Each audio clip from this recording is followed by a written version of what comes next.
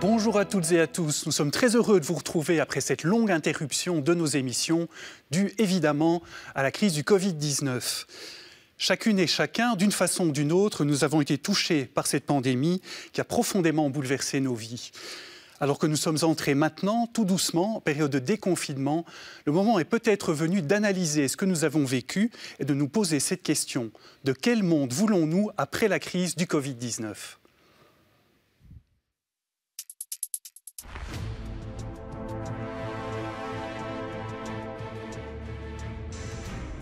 Il aura fallu bien peu de temps au coronavirus pour paralyser le monde et le plonger dans un scénario digne d'un film catastrophe.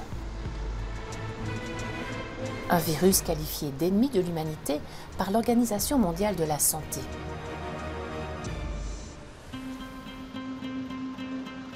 Très vite, il nous a atteints au cœur même de ce qui nous était tellement important, notre liberté.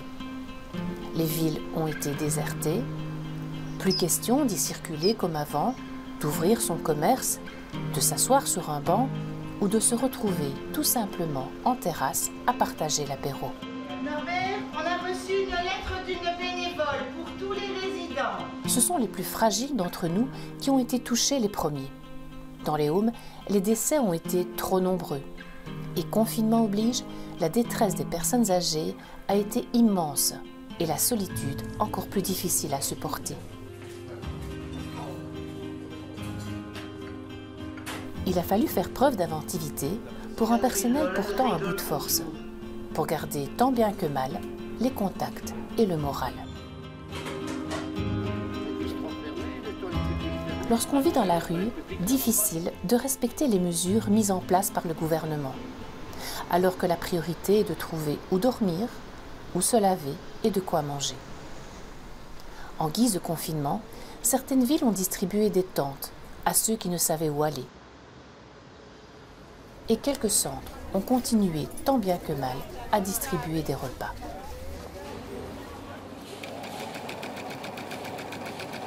La crise a réveillé les machines à coudre. Les couturiers, couturières, professionnels ou occasionnels ont fourni des milliers de masques. Des masques pour les proches, les voisins ou encore pour le personnel soignant.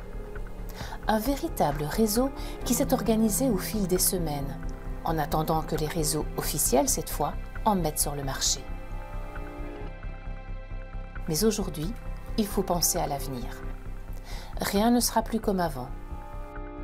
En mettant nos vies en danger, en nous obligeant à repenser notre fonctionnement, notre travail, nos écoles, nos priorités, ce virus va peut-être nous faire renaître meilleurs vis-à-vis de nous-mêmes et vis-à-vis des autres.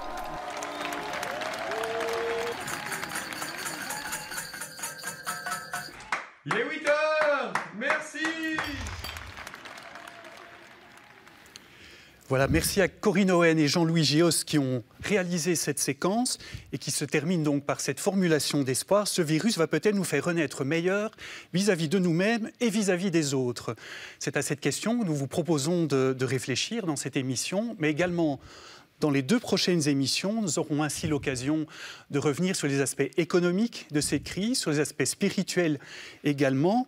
Mais aujourd'hui, nous vous proposons de réfléchir à cette question de quelle société voulons-nous après le Covid-19 ?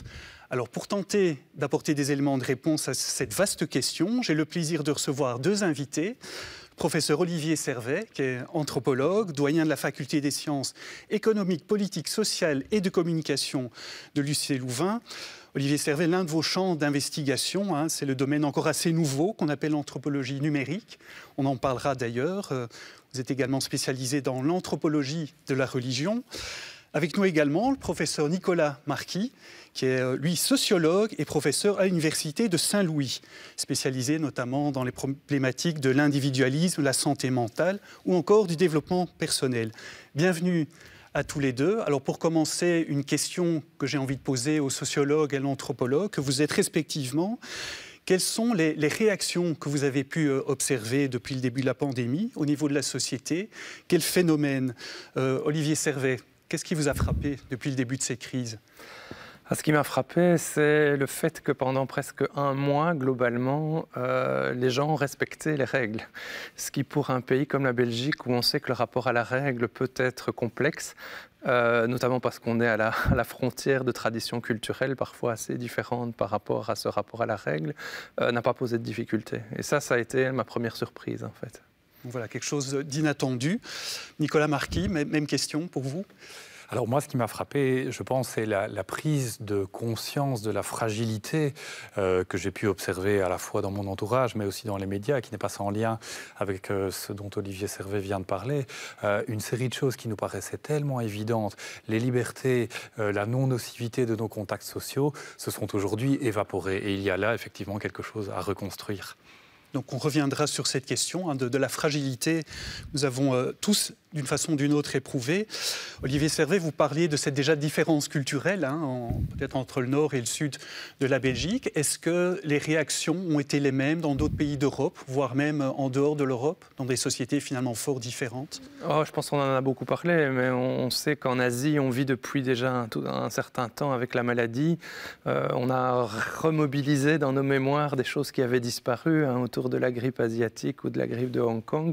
Et on sait que là-bas, en Chine, à Taïwan, en Corée, au Japon, on a cette longue habitude. Et donc, au fond, on réactive des systèmes qui sont restés incorporés dans les logiques de transmission. Et donc, on sait comment gérer d'une manière ou d'une autre. Et on voit qu'une société comme Taïwan, par exemple, au final, a été extrêmement peu touchée parce qu'il y a des réflexes qui sont transmis très jeunes aux enfants. Et donc, en fait, il n'y a pas... L'aspect traumatique est fort diminué. En Europe, ça faisait déjà longtemps. On a remobilisé dans nos imaginaires la grippe espagnole, plus d'un siècle. Alors, ça ne veut pas dire que nous n'avons pas eu d'autres épidémies, mais on sent bien en fait que le rapport intergénérationnel et de transmission de ce type de situation ne marche pas du tout de la même manière. Est-ce que ça veut dire justement que la société de demain sera plus sécuritaire, entre guillemets, par rapport à toutes ces questions sanitaires ? Alors ça, c'est des questions de choix. Moi, je me souviens que lors de la période des attentats, on avait dit que l'interdiction des liquides était provisoire. Je constate qu'elle l'est toujours. Et donc, qu'est-ce que du provisoire et qu'est-ce que du définitif? Et dans quelle mesure l'un a du sens ou pas?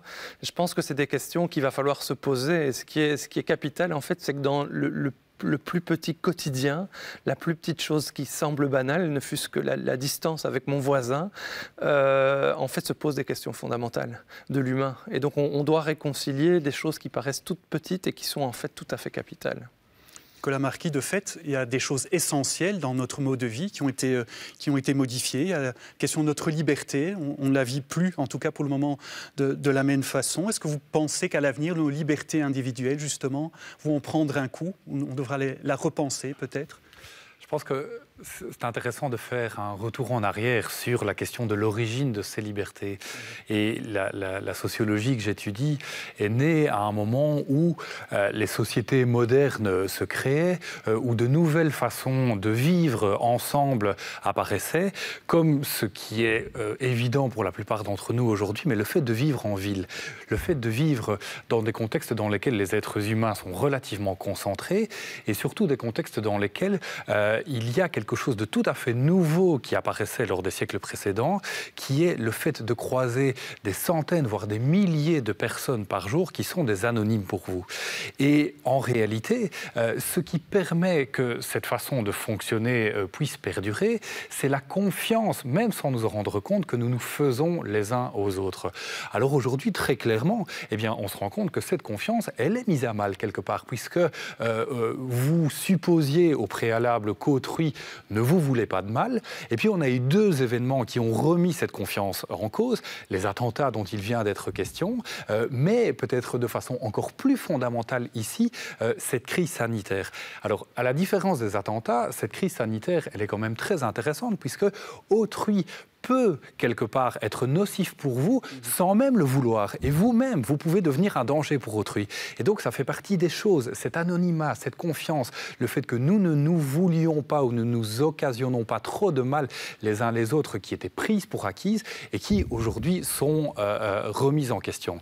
Alors, évidemment, je n'ai pas de réponse à la question que vous posez, mais toute la difficulté est celle de savoir si oui ou non il faut que l'État ou d'autres entités légifèrent pour nous dire la façon dont nous devons nous comporter les uns par rapport aux autres, alors que cette façon de se comporter, elle était largement réglée par des questions dans l'informel. Il n'y a pas une loi qui nous disait comment nous dire bonjour ou nous embrasser. On devra peut-être effectivement en arriver là. Donc vraiment un grand bouleversement. Olivier, vous servez un petit peu dans le même sens. Certains craignent qu'on arrive à une société un petit peu du sanitairement correct. Après le politiquement correct, c'est notamment le philosophe André Comte-Sponville qui parlait de cette crainte.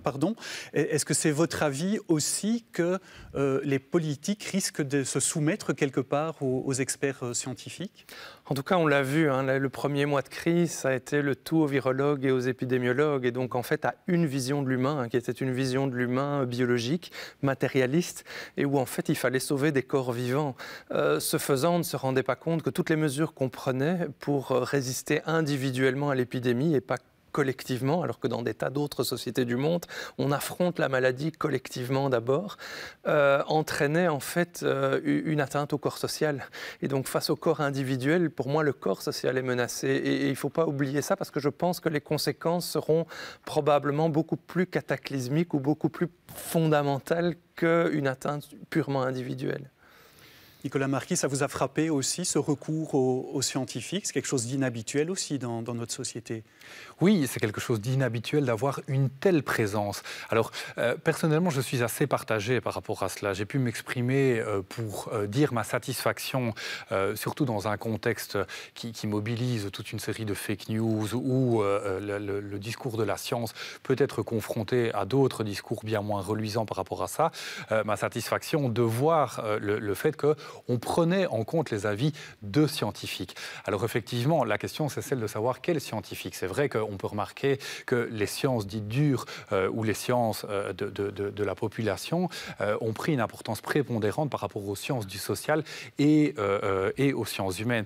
Et donc de ce fait-là, il y a peut-être un rééquilibrage qui devra se mettre en place, puisque effectivement, on se rend bien compte que ce confinement, il occasionne toute une série de conséquences sur les vécus individuels, collectifs, et notamment en termes de santé mentale, qui probablement poseront autant, si pas plus, de problèmes que le virus lui-même. Alors une autre question pour le sociologue que vous êtes. La crise a évidemment mis en lumière aussi certaines failles peut-être dans notre société. Comment réagir par rapport à ça? Quelles seraient les failles aujourd'hui qui ont été mises en lumière, dont on n'avait peut-être pas conscience auparavant?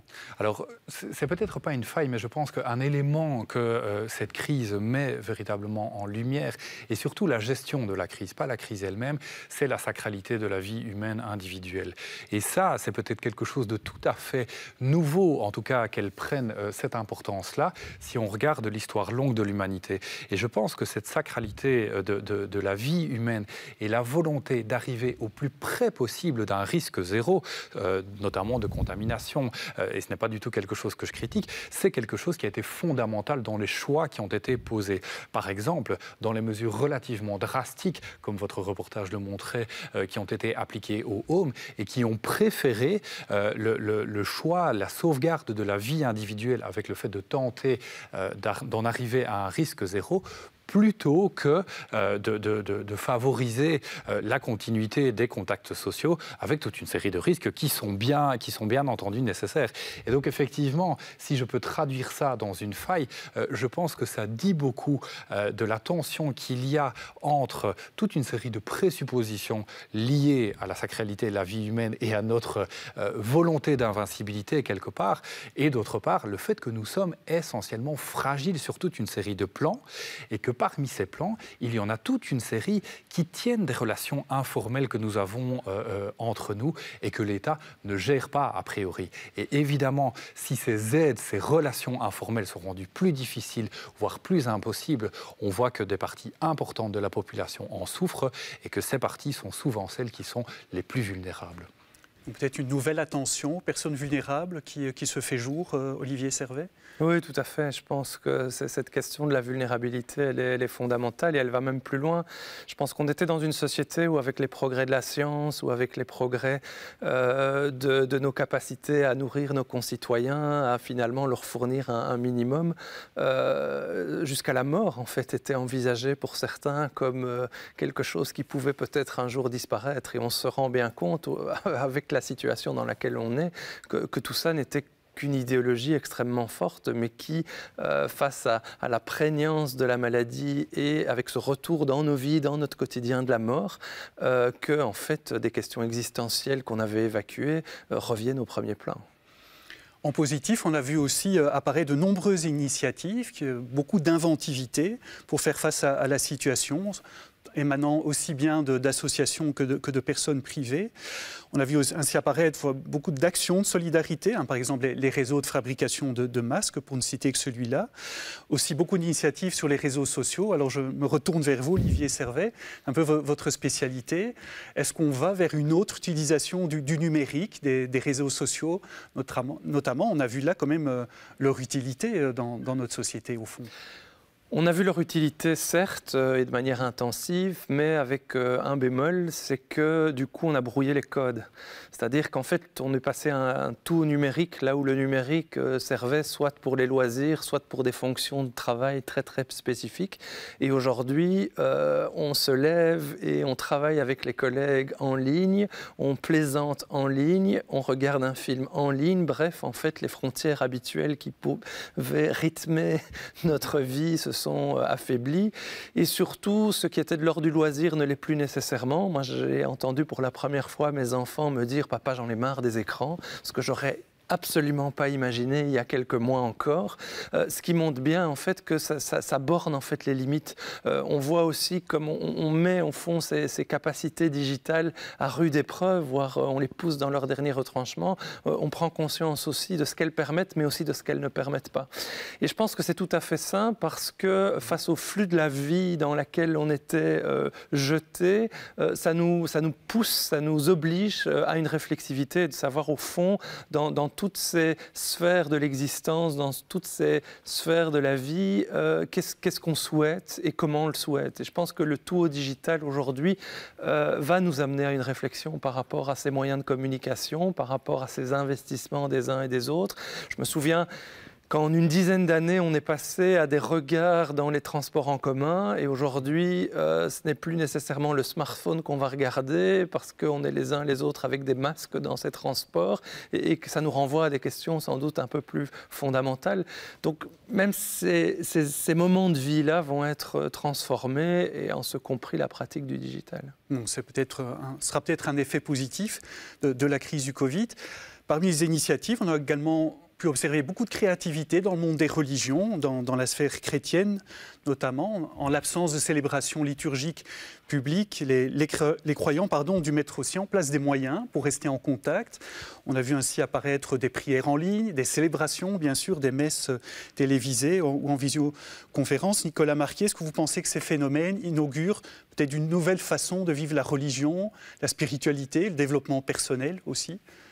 Alors, je pense que ce qu'on expérimente aujourd'hui en ligne, en numérique, permet de nous rendre compte de ce qui était tellement évident qu'on ne le voyait plus, à savoir que le numérique ne peut pas tout faire. Et très clairement, une célébration en ligne, pour les croyants, ce n'est certainement pas, ou en tout cas pour la plupart d'entre eux, une célébration en réel, avec ce que ça peut avoir de contacts sociaux, avec ce que ça peut avoir de partage d'une émotion collective. Ce n'est pas la même chose, très clairement, quand on est derrière son écran.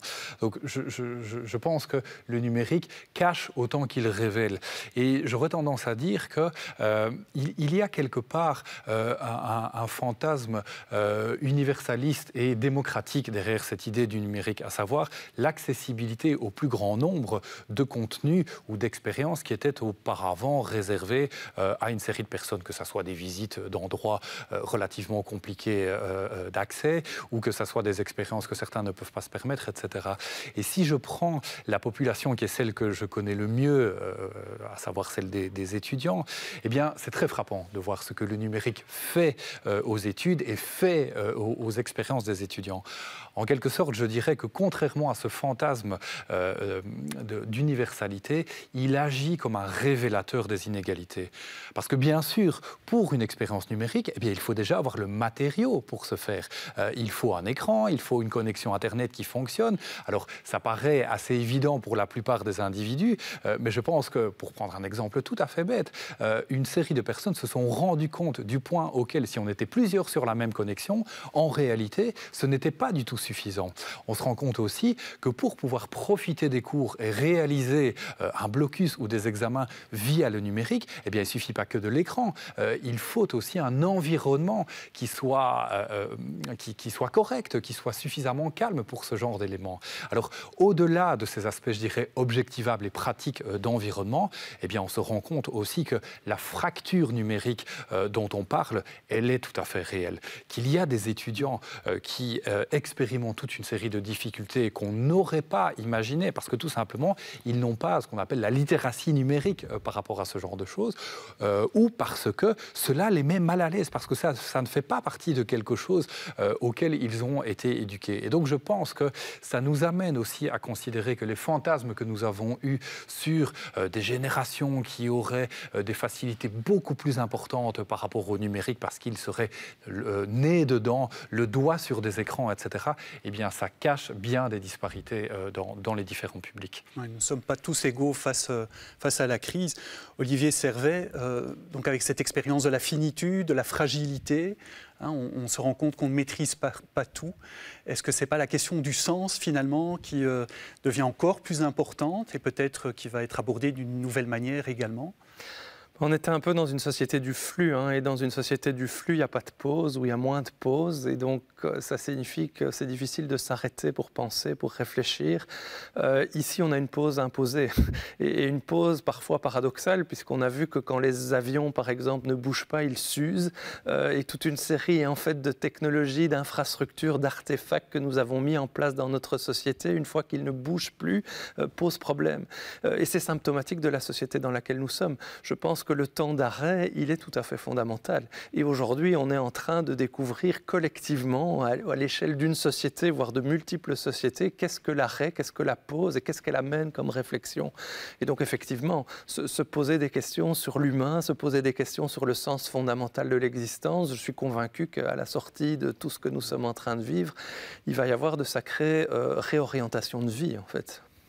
Colin Marquis, pardon, vous êtes d'accord avec ce que dit Olivier Servet, mais nous ne sommes peut-être pas non plus tous égaux par rapport à ces questions-là. On n'est peut-être pas tous armés de la même manière pour réfléchir à cette question du sens de notre vie. Tout à fait. Je pense effectivement qu'il faut faire la partition entre les personnes qui sont directement affectées dans leurs conditions de vie par le coronavirus et qui vivent peut-être dramatiquement cette pause imposée, alors que d'autres individus dégagent du temps, tout simplement parce que quand bien même ils travailleraient de chez eux, mais ils n'ont plus le temps dans les transports, qui n'est pas forcément un temps agréable, un temps dégagé pour de la réflexion, pour de la réflexivité. Je voudrais revenir un instant sur les publics étudiants dont je parlais tout à l'heure. Ils constituent bien malgré eux un révélateur intéressant des tensions de cette crise, dans la mesure où si vous faites des études, c'est bien sûr, au moins on peut l'espérer en partie par intérêt pour les matières que vous étudiez, mais faire des études, c'est une forme de projection dans l'avenir. Je fais des études pour ensuite exercer un métier, pour ensuite occuper une place particulière dans la société. Et il faut bien dire que quand bien même nous employons le vocabulaire du contexte de crise depuis de nombreuses années, ce contexte n'a jamais autant mis à mal notre capacité à faire des prédictions. On le voit bien déjà très immédiatement par rapport à nos vacances d'été. On ne sait pas, ou en tout cas pas à ce stade-ci, ce qu'il va en être. Alors imaginez que ce que nous faisons aujourd'hui livrera quelques bénéfices dans quelques années. Ça devient, alors que c'était une expérience absolument évidente pour tout le monde, ça devient quelque chose d'autrement problématique. Et je peux, par les différents contacts que je mène avec les étudiants, mais aussi à travers une enquête que que nous menons à l'Université Saint-Louis, voir à quel point la reconfiguration de « mais finalement, pourquoi est-ce que je suis en train de faire ce que je fais aujourd'hui ?» Alors, on peut considérer cette expression qu'on trouve chez beaucoup d'étudiants comme étant positive, mais il faut bien mesurer aussi, je pense, le stress existentiel que ça génère. Oui, nous avons toujours supposé, pour employer un terme des économistes, que nous pouvions faire des prédictions parce que toute chose était égale par ailleurs, finalement. Eh bien non, le monde d'après, il pose beaucoup plus de questions, il ouvre beaucoup plus de possibilités qui peuvent être aussi angoissantes qu'existantes, qu'excitantes pour la plupart d'entre nous.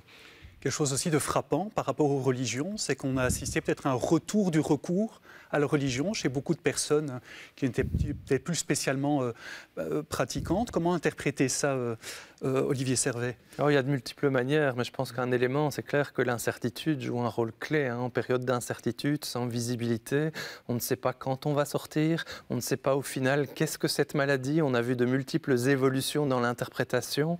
On est surchargé d'informations, donc ça participe là encore aussi, via les réseaux sociaux, via Internet, à l'absence de clarté en fait sur ce que nous sommes en train de vivre collectivement. Ça génère de l'anxiété et on sait que les religions ont souvent été une voie de stabilité, une voie pour offrir une série de réponses à des questions de sens, à des questions fondamentales.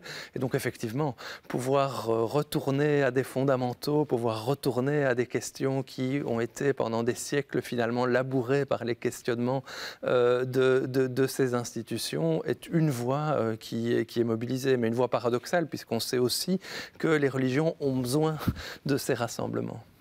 Alors une dernière question pour tous les deux successivement. Est-ce que vous pensez que les comportements positifs, notamment en termes de solidarité, qu'on peut observer depuis 2 mois, est-ce que ce sera durable? Est-ce que ces changements, ces comportements nouveaux vont perdurer dans la société? Ou est-ce qu'après la crise, tout va simplement redevenir comme avant? Je pense aussi à nos habitudes de consommation. Est-ce qu'on peut s'attendre à un vrai changement durable?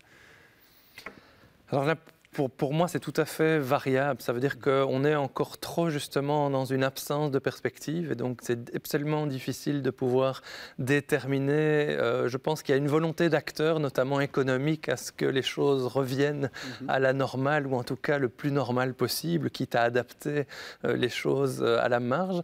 Et puis à l'inverse, en fait, la crise a révélé toute une série de mal-être, toute une série d'aspirations au changement et donc on va avoir une tension extrêmement forte au niveau sociétal entre des aspirations qui peuvent être divergentes.